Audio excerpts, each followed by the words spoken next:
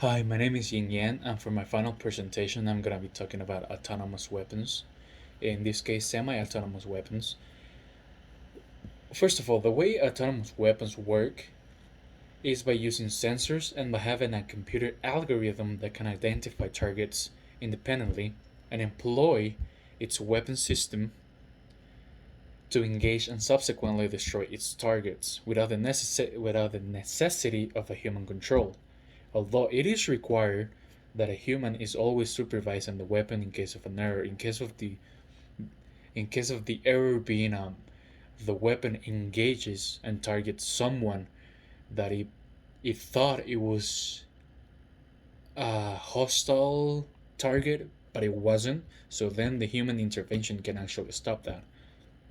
Um, One of the uses in this case for governmental uses or slash military is they created they didn't create it, but basically they lean towards this kind of technology more nowadays because first of all it saves lives and the cost.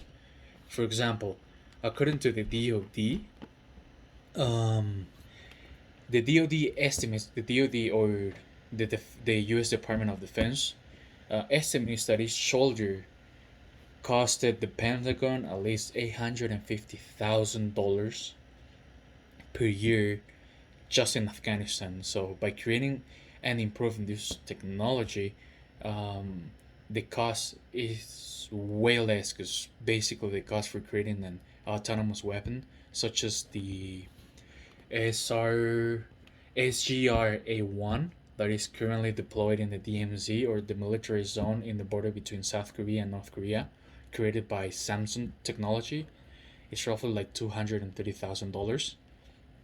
So basically, by creating these kind of weapons or improving these kind of weapons, um, the military can reduce the costs and subsequently save lives. Because instead of like sending infantry soldiers to war or zones of conflict, they just send these kind of like autonomous weapons instead of them. And behind the screen, there's a human operator controlling that weapon in case something goes bad in the system. Or another thing is, in the civilian point of view, the thing is, I don't truly believe there's any kind of benefits because well, besides security, and that is actually minuscule because it is susceptible to hacking and errors basically.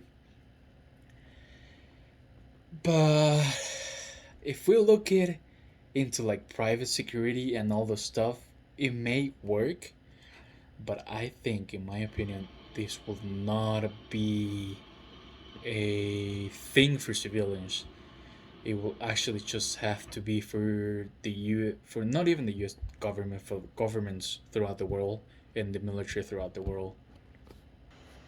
Another thing is one of the improvements that we've seen in the autonomous weapons technology is basically drones. They act somewhat autonomous because they have an autopilot system, which in turns like it takes them to the desired place, and subsequently then the human operator takes control over the drone.